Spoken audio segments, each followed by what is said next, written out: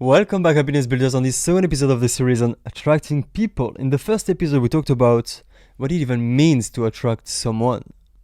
How do you define it? On this second episode, we're going to talk about what people are attracted to. The stake of this episode will be to show you, to extend your perception of how much diversity there is out there of people being attracted to different kind of person and of different kind of things. Just switching this perception in your head, understanding it, having a new framework of this is going to change your perception of basically your ability to attract people, even the people that you think are too attractive for you, that you can attract because they are too attractive. Look, the first episode I showed you a framework, link in the description if you've not seen the first episode, go check it out, of being like, okay, you are this and there is parts of you, okay, alright? Now let's get a bit more complex. Let's think in terms of evolution. Let's go back to when you were born. You're just basically going to evolve. You were born and think about it like layers. You have multiple layers in yourself which are stacking each other upon the previous one.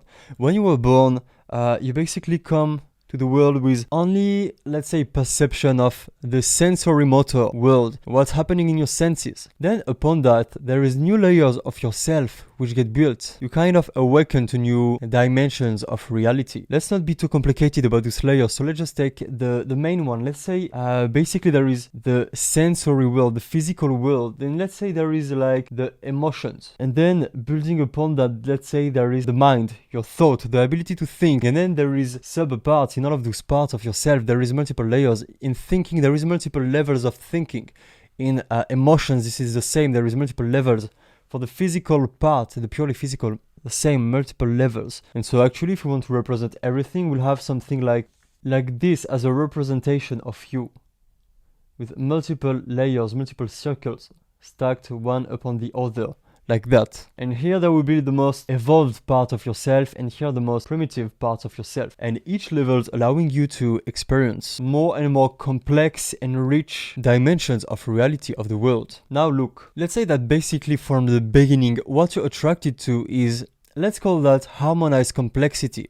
This is all about a harmonious complexity of the different experiences happening inside yourself at the same time. May it be in your senses, like purely in your body, or even when you look, everything in these dimensions which you're going to experience. You will be attracted to those experiences which are complex and harmonious at the same time. For example, you look at the beautiful sunset. There is some huge, very deep harmony inside. That's something very attractive. That's something that you desire. But actually, the more complex it is, the better it is, the more attracted you're going to be toward it. The only problem is that the more complex it is, the more there is a risk of lack of harmony. There is going to be internal conflict within this experience. And here trouble starts. So we want to have a balance between complexity and harmony. We will talk about this in other videos in more depth. But here, let's just take that as it is, in a naive way.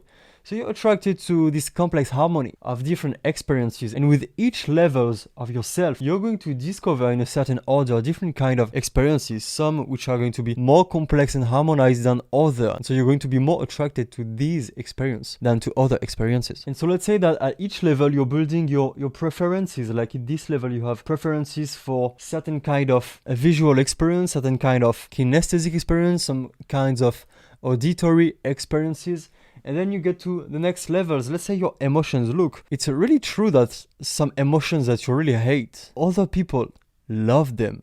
And other way around, maybe you hate to be angry. Some people really love to be angry. That's not a joke. It's possible to have a relationship to anger, which is incredible, which is very actually sane, and that we should seek to have, actually. The same way, feeling sad. That can be a very beautiful experience. Look, when you look at a good movie, and you're sad at some point, or you listen to the song which has some sad vibe in it, but you're just into it, you're drawn in it, you enjoy it. It really depends on the context, it depends on the relationship you have to that thing, it depends on the ability you have to see complexity and harmony inside, which is going to be dependent on the layers that come before, and some other kind of influences. So look, once again, for each level you're going to have your preferred experiences. So it's going to be like that. Each level you have your experiences. Then same for your thoughts, so the world of the thoughts. There is some kind of thoughts that you prefer, you have preferences. You create them.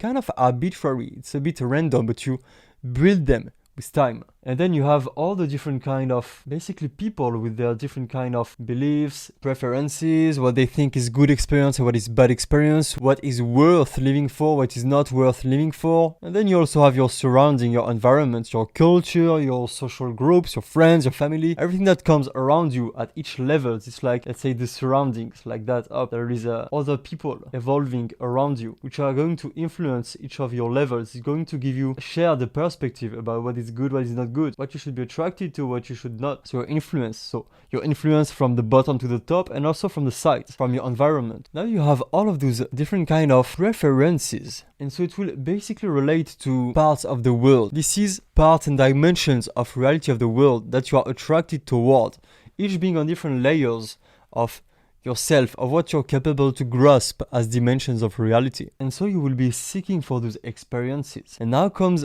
other people, being attracted to someone, what it is. Look, experiences don't come independently of each other. This is one of the things that will happen in the development. This is what we call limitation. Because the younger you are, the smaller you are in your development, the more limited you are, the less ability you have to be flexible in your relationship to reality, the less you have an ability to influence it and get what you want out of it. The smaller you are, the more limitations you have, and those limitations, they come in the form of linking experiences together like that. Like, okay, those experiences have to come together. If your girlfriend breaks up with you, you're going to be sad and you're going to suffer. Those experiences come together. That's the form that takes limitations. This is what limitations are. Grouping experiences, they have to come together. I hit you on the shoulder, you feel pain.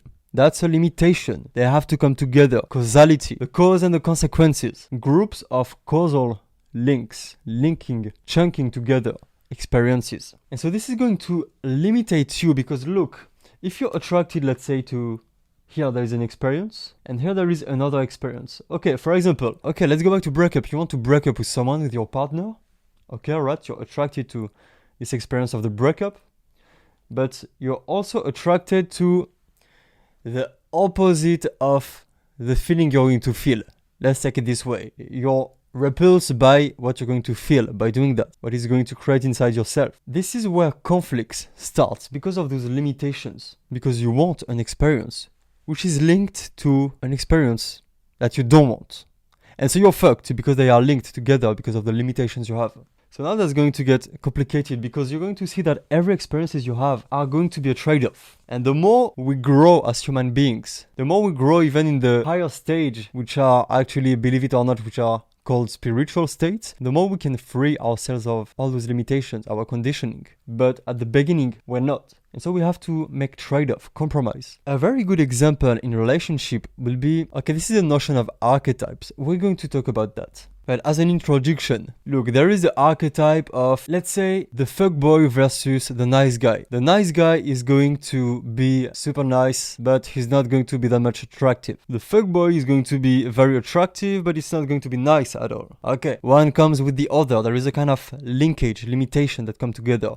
When you grow up more in other stages of your evolution, you will be able to unlink those things and actually get rid of those archetypes. You'll be able to meet, let's say if you're a woman, to meet guys who don't have those limitations. That's going to be how reality unfolds in the higher stages of evolution. But let's keep that for later. Right now, let's just go to the basic archetypes of everything. There is going to be this compromise of experience. Let's draw again a kind of self map like this. Let's call that a self map. This is multiple layers up. It's like circles one above the other. Like this. And let's say, okay, I don't know, fast food. You want to have extremely pleasurable tasting experience about taste. You want to relax yourself by doing that, to just relax your mind. But that's going to fuck you up later for many reasons, your health, etc. But you still do it because that's sometimes worth it. That's a trade-off which is worth it. Now let's say you eat healthy. Okay, it's not so pleasurable to eat it, but you can still take pleasure from it and you feel good about it later. Well, that's a trade-off which is worth it as well. All these trade-offs which are going to be worth it. Let's call those archetypes. You're going to build archetypes of experiences. And at some point it will come to people. You will create archetypes of people. There will be archetypes of good decisions, archetypes of the right kind of job, the right kind of study, the right kind of managing of your life, the right kind of hobby, the right kind of anything. Those are all going to be archetypes, trade-offs, positive trade-offs. But when it comes to people, archetypes of people, as we gave some examples before, nice guy versus fuckboy, good example of archetypes. Now what's going to be funny with people is that it's not just about the person and the experience they can give you directly. And let's say there is another person here. So I'm going to draw it like that as well. This person is as well going to be linked, limitations again, linked to different kind of experiences, not just with him when you're interacting with that person directly, but also extended perspective, things that are not about himself. For example, meeting new people.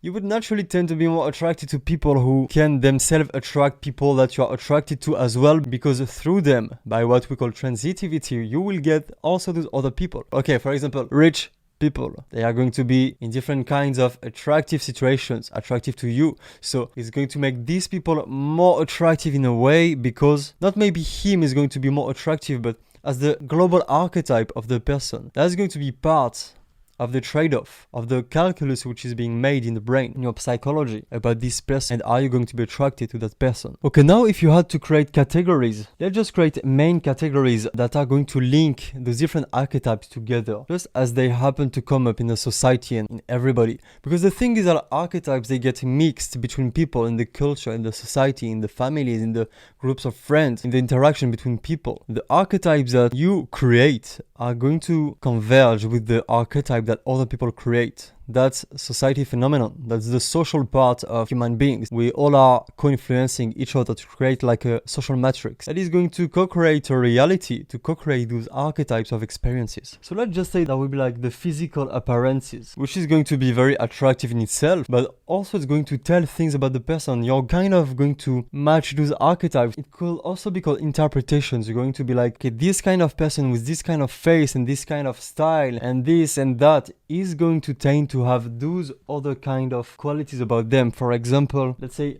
knowledge, mental capacities, intelligence, which are things that are going to be intertwined as well with, let's say, the lifestyle of the person, and as well, for example, his work. You will have, let's say, his skill and his patience, skills, patience, hobbies, etc. You will have his personality, the personality of the person, and this will tend to come as well with his social network, for example, which could as well go in lifestyle. Then you have also things like their philosophy, their ethics, their morals, what is their moral, their perspectives on different things about life. Okay, right, there is many ways we could create categories about these different archetypes, but this is just an example of different categories of things that are going to link together and create archetypes of people. Like, look, it's going to be like in the video games when you have different dimensions like that of skills, and then depending on the person, some will have like those competencies, like it will be like that, other will be like this. Will be different representation of the trade-off of their capacities. Then you have to pick your character. Those characters are exactly like archetypes of people and of experiences. If we think about dating, we will have archetypes, basic archetypes, like let's say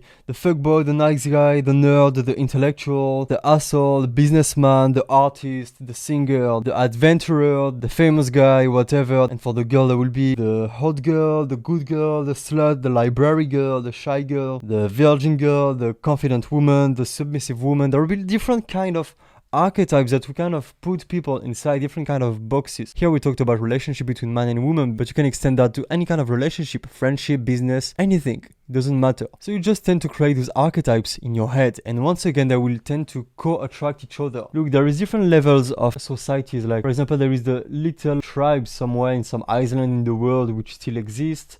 There is bigger societies like big countries, then there is very big countries. People will tend to be socialized together in those big places. And so in those different places, in those different cultures, there will tend to be the same archetypes for everybody. And then it will depend on their level of development, on their level of evolution as an individual, which is going to tell how much they are able to free themselves from those archetypes. And now the key point of this video, there is two key points. The first is to realize, if you really grasp this model, you really can see intellectually, and even with time, you will notice more and more how much diversity there is of what people are attracted to. The only reason why it doesn't look like that, the only reason why it really looks like there is people who are more attractive and there is people who are less attractive, and that's how it is, and there is like hierarchies. Those hierarchies of attraction only lie on those archetypes. And so this all leads us to multiple conclusions. For example, the fact that first, you can grasp how many diversity there is of different people being attracted to different things. But the important point of this video is about archetypes. The only reason why it doesn't look like people are attracted to that much different things. For example, the reason why it will tend to look like people are always attracted to the same kind of people as a whole. I mean, an individual person is going to be attracted to the same people again and again, of course, but as a whole, different people are not going to be attracted to the same persons. It's not like this person is attractive and is going to attract the same persons. That's how it looks because of archetypes. But what happens all the time is, look, if we have to draw a graph, here there is time, and here there is how much the person is attracted. There will be two problems. First, the real archetype and the fake archetype. Okay, there is people who are going to fake the archetype, like they are going to understand what are the archetypes that people have in their mind. Basically, this is where pickup techniques are going to come up, where people are going to try to manipulate and make the other person believe things about themselves just to fake that they are in this archetype. They will fake the behavior, etc. But let's put real archetype and fake archetypes in the same category. Look, let's say you are in the archetype, or you meet someone who is in an attractive archetype. Might be fake or real. And so you're attracted to that point. Okay, let's just start it here. You're attracted like that. Now, two things can happen. Either you will notice with time that it was fake, it was a fake archetype, they were faking it. So up, your attraction will drop. And if you fake it, their attraction will drop. And you will know it, so you will have to fake it even more, and it's going to make you paranoid, neurotic, and depressive. But the other possibility as well, it's just that you, in your development, you did mistakes in the limitations that you have set. And this will happen all the time. Look, how many times you meet someone, and when you really get to know them, you really discover that they are very different from what you expected. It's as if you can take them out of the categories that you had in your mind, and you will create like a new category. Let's call him Michael. You'll be like, oh, now, at first I was putting Michael in this archetype. But now that I really know him, he is its own archetype. Like, this is Michael. It's not like I can put it in an archetype. That's Michael. He is how he is. And he doesn't go in any archetype. And the more you know people, the more you will see them as their own archetype. They don't really match archetypes that you've created before. It's because basically every archetype is a mistake. It's been created out of limitations about reality, misunderstanding about reality, bias, unquestioned external influences. And so every time you will start with a level of attraction, and people will start with a level of attraction toward you, which will depend on the archetypes that they have in their head. And you will actually see that the more people are developed in their, okay, let's say again, spiritual development, the more you will see how open-minded they are and attracted to almost everybody, because they have killed those archetypes in their head. They got rid of them. They did something like that up. They went up a lot, and the higher you go, the more you can go back and destroy all those limitations. So you become way more open-minded and attracted to more and more stuff. Even physical appearances, you get rid of your limitation about what kind of faces and body you are attracted to, even to that point when you get very advanced in spirituality. You get rid even of those physical needs and limitations. Well, that's not the point of this video anyway. I'm just saying that as a side note. But so, well, either you will discover the person was a fake archetype, or either, well, you will discover that you just misunderstood, misinterpreted what the people is about. Because they had one kind of behavior, you understood the kind of meaning behind, because they made some kind of joke. You said, okay, this is the kind of person. Oh, this is the person who has this kind of belief. This is the kind of person who has this kind of life, this kind of friends, this kind of work. No, really not. No, you can have someone who is like looking in one way, and actually their work, their life is the opposite of what you believe. Or someone who just has some, he talks about some stuff, but actually in his behavior, in his personality, is completely different from what you had linked those ideas with. So you're like, fuck, this sketch that I had drew about this person was completely wrong. The right one was something like this. So you will just have to change. You will just change naturally your perception of the person. And then this might go down as well. Up, You might be disappointed. But it can happen in the other sense as well. You can start with someone that you are not attracted to, or the person are not attracted to you because you don't match the archetype they have in their head. When they see you at first sight, and they talk with you in the beginning, they are like, oh, from the perspective of my archetypes, this person is not attractive. That's not the kind of person that is attractive to me. But then when you get to know them, you're like, ah, fuck, I misinterpreted everything. They have a lot of what I'm searching for. Look, remember the different layers of yourself like that. There was different experience that you like, but you created archetypes because there is trade-offs to be made because of limitations. But then you might meet someone who actually maybe like there was something weird in the way they dress, or in their physical appearance, or in their body language, or in the way they talk. Something that to you is within an archetype of people who are not attractive. And then you discover how incredible their life is, how much incredible friends they have, how much successful they are in their life, how much intelligent they are, how much funny they are actually, how much you actually enjoy their presence when you get to know them. And you're like, fuck, they are actually not in the archetype I thought about. So now they get out of this archetype and you're like, okay, so this person has all of those good things that I'm attracted to. And just because they had this that I'm not attracted to, I was like, okay, they are in this archetype of multiple things that I don't like. Now you're like, oh, okay, so actually that's interesting and I'm attracted to that person. And then when you see that a lot, that's when you actually start to rise. That's one of the ways to rise in spiritual development, in your development as a self, as a human being. Because now you're like, fuck, so this actually, like, if people can have, for example, this kind of appearance, but have all of those good things that I'm attracted to at the same time, doesn't it mean that actually this physical appearance should start to be attractive to me? And you see even with time how the standards of what is beauty, what is attractive or not, what is fashion, it gets to opposite and opposite and opposite again, like a pendulum. It switches a lot. This is being played with a lot, even physical appearances. Look, the models. You look at most of the models in the world. Actually, their face is kind of weird. Don't you think? Like, their face is honestly weird. But that's getting changed to the standard. And the only reason why I find their face weird is because in my previous archetypes and standards, it was not matching. But now it can be modified. You see that this is all flexible. Once again, it shows how much diversity there is of possibilities of being attracted. So now sometimes it will not change. It will be like this, up, and then it will change like that, or even go up even more, or even go down even more. But all of that to lead to 3 main rules. So 3 huge rules that you should follow to really enhance your relationship to people. 1.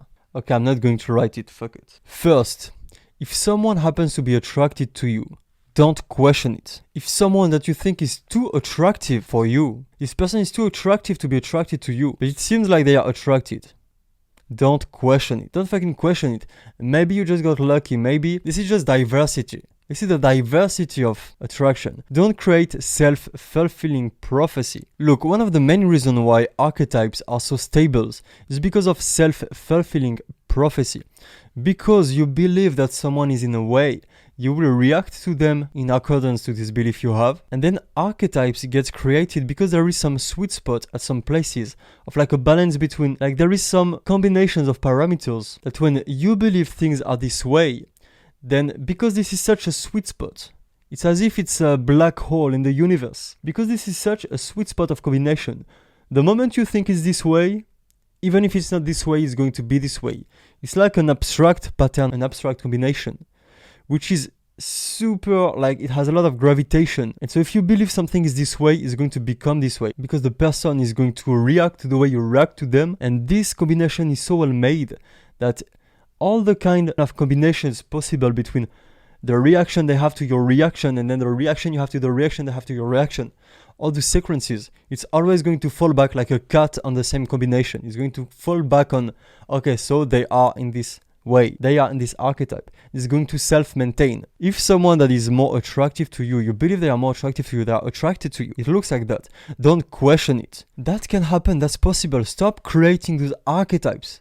Get rid of that. It can happen. There is so much diversity of possibility. The map of all the different possible experiences that we are attracted to is so arbitrary, it's so flexible. There is so much diversity, it's so rich. If someone is attracted to you, don't question it. You just got lucky at worst. At worst. At best, it's just normal because you're attractive. You must be attractive to many people. The second rule is a bit more tricky. This comes back to interpretation. Look, there is archetypes in the two sides, from both directions, from both perspectives. You need to interpret as well what's going on in the internal dimensions of the person. They have to interpret what's going on in your internal dimensions. Those interpretations, that's just basically those sequences of archetypes that are created, that you interpret the world through. Now, because archetypes are always inaccurate, always, to some degree, just varies in the degree of inaccuracy. Once again, don't create self-fulfilling prophecy. Don't assume that someone isn't attracted just because there is no proof. Don't assume that someone isn't attracted to you just because it's not visible. Maybe you're just interpreting their behavior in a wrong way, and you can't even know how wrong you can be about your interpretation, about the dynamics. Like, okay, this person is not looking at me, they are not laughing when I talk with them, they are not smiling, and this and that, and they... Okay, you don't know. You just don't fucking know. Don't be too blindly confident about the archetypes of behaviors and of everything that you've created and your interpretations about reality. Don't assume someone isn't attracted because there is no proof. If you wanna do that, do the opposite. Assume people are attracted until you get a proof of the opposite. That's more easily said than done, but at least you have the seed in your head. That at the end of the day, it's just interpretations, you can't know. Don't create self-fulfilling prophecy of being like, there is no proof, so this person is not attracted. So because you believe that, it will just manifest, because that's a black hole combinations. You will never make the moves to get the person to actually maybe show that they are interested, if they are. Because you believe they are not, so you're never going to make the move that might allow them to show that they are interested. So you will not know and you will never know. It requires the ability to deal with rejection, to be like, okay, I prefer getting a lot of rejection than just assuming that people are not attractive because it's not evident, because it's not obvious. And so now we get to the third rule. The third rule goes back to what we had done like this. This rule is don't give up too fast. And don't get fucking attached. Don't get attached when the person seems attracted. There is so many reasons why the attraction might appear out of nowhere. Maybe just it's the second rule. Maybe just it was invisible attraction.